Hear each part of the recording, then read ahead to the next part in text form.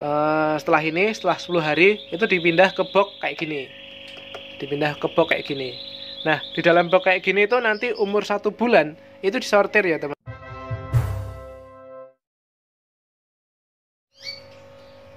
Oke, assalamualaikum warahmatullahi wabarakatuh.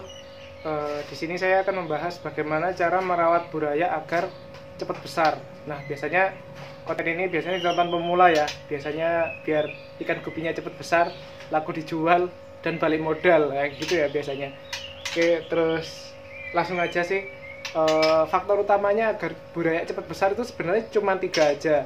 Yang pertama, volume dari tempat itu dan jumlah airnya. Yang kedua, pakannya gimana, berkualitas apa enggak. Terus yang ketiga, kualitas airnya. Jadi cuma 3 itu aja.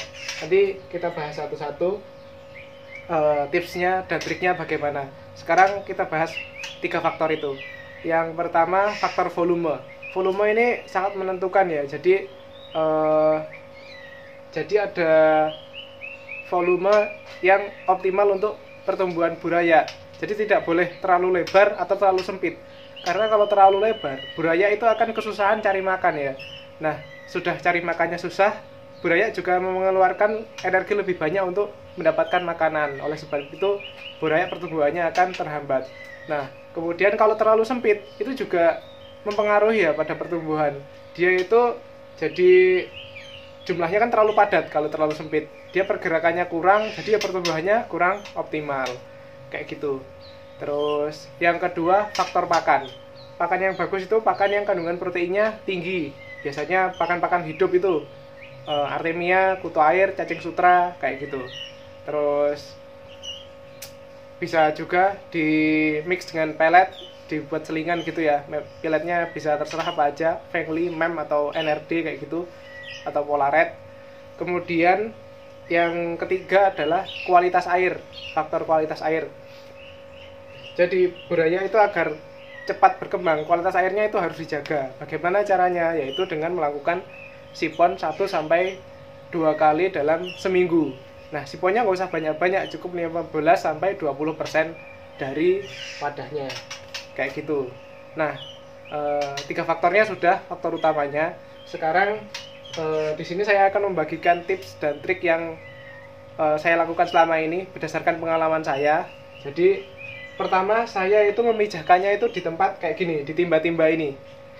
Jadi pemijahannya saya pakai ini, cedeng ini, ditaruh sini, terus ditutup. Nah, kayak gini. Untuk cara pemijahannya itu udah saya bahas di video sebelumnya, bisa klik di sini. Tuh. Terus nanti kalau udah ngebrol ya, udah beranak, itu induknya kita angkat. Setelah kita angkat, gupi itu umur 1-3 hari itu masih nggak perlu makan karena dia masih menyimpan cadangan makanan kuning telur di perutnya. Nah, di hari ketiga itu dilatih makan artemia itu udah bisa, bagus malah. Jadi dia masih punya cadangan makanan tapi sudah sekaligus belajar makan. Kayak gitu. Di sini 3 hari kan ya, mulai dikasih makan. Nah, terus maksimal di tempat kayak gini, yang kecil kayak gini itu maksimal itu 14 hari atau 2 minggu. Tapi rata-rata saya seringnya 7-10 hari itu udah saya pindah ke box yang besar kayak di sana itu. Jadi di sini itu cuma 7-10 hari di wadah kecil kayak gini. Terus dipindah ke box yang lebih besar. Nah, kenapa dipindah ke box yang lebih besar? Ini berkaitan dengan faktor yang namanya tadi kepadatan. Nah, kayak gitu. Jadi kepadatan ikan itu untuk buraya umur 10-15 hari itu kepadatannya kalau bisa antar buraya, satu ekor buraya dengan buraya yang lain itu jaraknya 5 cm kayak gitu. Jadi kalian bisa ngira-ngira sendiri di tempat kalian itu terlalu padat atau pas kayak gitu. Jadi jarak antar buraya misal lagi nyebar gitu ya, jaraknya kira-kira 5 cm antar satu buraya dengan buraya yang lain kayak gitu. Mungkin yang udah berpengalaman di peternakan ayam ya kayak gitulah caranya ya. Dalam satu lapangan pandang itu harus ada berapa ekor kayak gitu. Tuh, berkaitan dengan kepadatan maksimal 14 hari, tapi saya 7-10 hari pindah ke tempat box. Sekarang untuk pakannya. Nah, pakannya ini gimana pakannya? Kalau saya sih lebih prefer ke pakan hidup seperti Artemia itu.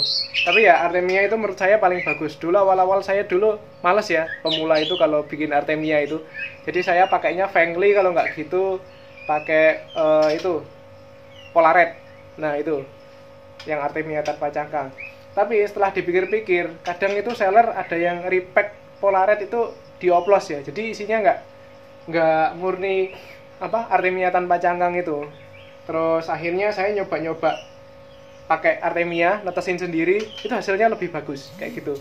Ikan lebih sehat juga, terus lebih besar, lebih cepat besar. Kemudian kebersihannya kan terjamin daripada kalian beli kutir ya. Kalau kutirnya kalian ternak sendiri kan tahu ya asal usulnya sanitasinya kayak gimana. Kalau Artemia ini kan kita pasti netesin sendiri. Nah itu pasti kita tahu cara netesinnya dan cara nyaringnya. Udah ada video saya di video saya yang sebelumnya, tinggal klik. Oke, makanya Artemia. Nah, kenapa saya kasihnya Artemia? Ini untuk mempercepat pertumbuhan. Kalau tumbuhannya cepat, dia itu kan ikan udah besar ya, itu nanti bisa kita latih dengan cacing sutra. Jadi nggak perlu dikasih lagi yang namanya Artemia ini. Cuman ya pakai cacing sutra itu agak beresiko kayak gitu. Pakai cacing sutra itu resikonya tinggi, tapi manfaatnya itu juga tinggi dia.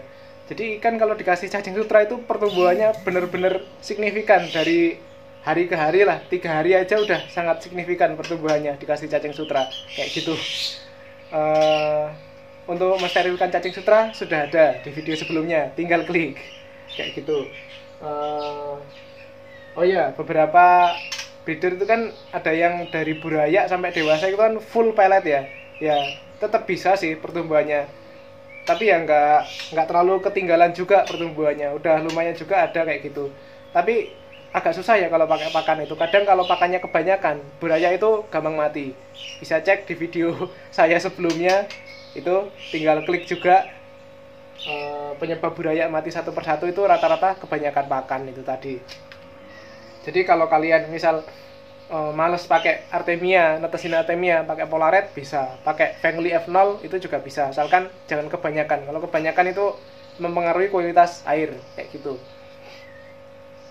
Itu sih cacing sutra. Oh ya, untuk sanitasinya untuk menjaga kualitas air udah dibahas ya, faktor ketiga tadi, tinggal disipon-sipon aja kayak gitu. Sekarang langsung aja kita lihat kayak gimana burayak. Oke, contohnya kayak gini ya. Ini burayak umur kurang lebih 9 hari. Lupa nggak dikasih tanggal. Yang benar tuh harus dikasih tanggal ya, biar kalian itu bisa pantau pertumbuhannya itu optimum apa tidak di burayak kalian. Kalau ada tanggalnya kan bisa pantau ya, dia berapa hari. Kalau saya sih seringnya kira-kira, kadang soalnya lupa kasih tanggal. Setelah 10 hari itu dipindah ke box kayak gini. Nah, di dalam box kayak gini itu nanti umur 1 bulan itu disortir ya teman-teman. Disortir yang jantan dan betinanya. 1 bulan kan udah kelihatan ya biasanya jantan sama betinanya. 1 bulan lebih lah. Pokoknya ya mulai kelihatan jantan sama betinanya itu bisa kalian sortir. Kan yang jantan ekornya lebih lebar kayak gitu. Kenapa perlu disortir? Ini seiring bertambahnya ukuran ikan gupi itu kepadatannya itu juga bertambah ya. Tadi kan awalnya 5 cm. Nah sekarang kalau udah mulai umur 1 bulan itu jaraknya harus 10 cm seharusnya kayak gitu. Nah gimana cara mendapatkan jarak 10 cm? Yaitu kita sortir itu tadi, kita pisahkan jantan dan betinanya. Otomatis kan nanti kepadatannya berkurang, menjadi lebih longgar kayak gitu. Terus kelebihannya dipisahkan dari jantan dan betinanya ini agar energi ikan gupi itu fokus untuk pertumbuhan, jadi tidak untuk berkembang biak. Kayak gini ya luasnya. Ini udah umur 2,5 bulan, tapi belum sempat sortir. Harusnya disortir yang benar. Yang disortir mana ya? Yang di sana. Di sana itu tempatnya betina-betina. Jantannya kita pisahkan, sebagian di akuarium, sebagian di sana. Kayak gitu. Kesimpulannya adalah yaitu tadi ya, kepadatan dan volumenya tadi bisa dipindahkan dari usia ke usia, itu dipindahkan ke tempat yang lebih luas, kemudian jantan betinanya dipisahkan. Terus untuk pakan yang paling bagus yaitu pakan hidup sih sebenarnya, itu paling baik pakan hidup. Kemudian yang terakhir kualitas air harus dijaga. Udah itu aja. Oke, thank you. Assalamualaikum warahmatullahi wabarakatuh. Jangan lupa like dan subscribe.